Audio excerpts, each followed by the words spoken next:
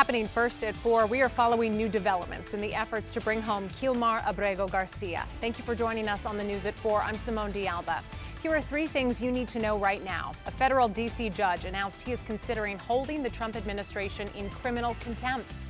Judge James Boasberg said the administration defied his order when they refused to turn around 2 planes transporting alleged gang members to the prison in El Salvador. However, the judge is giving the federal government the chance to correct this and return the deported migrants. These flights took off March 15th and 16th, the same period a Maryland father was mistakenly deported to El Salvador. Also today, Maryland Senator Chris Van Hollen is in El Salvador meeting with the ambassador to try to find a solution. His trip comes as Attorney General Pam Bondi stands firm in her statement that Abrego Garcia is not coming back to the United States. Rafael Sanchez Cruz has followed this case since the beginning and is in studio with us now. Rafa, Senator Chris Van Hollen met with the vice president of El Salvador. Was he able to see Kilmar?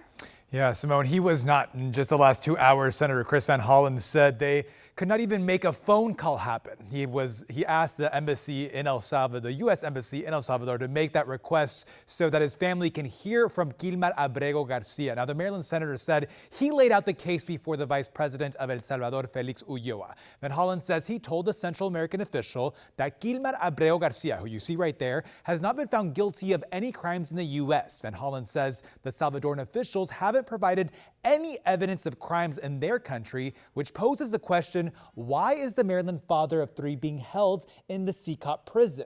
Van Hollen says he was told by Vice President Ulloa that the United States is paying them to hold Abrego Garcia, and he reiterated that they cannot smuggle him back to the United States. Senator Van Hollen spoke. He delivered these remarks from El Salvador. Let's listen. And I pointed out that the Attorney General of the United States, Pam Bondi, has said that the United States would send a plane to El Salvador to pick him up. The United States Embassy here has told me they've received no direction from the Trump administration to help facilitate his release.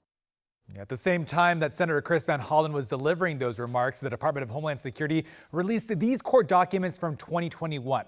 The alleged court filings indicate that Abrego Garcia's wife sought a temporary restraining order against him, claiming he punched, scratched, and ripped off her shirt, among other harm.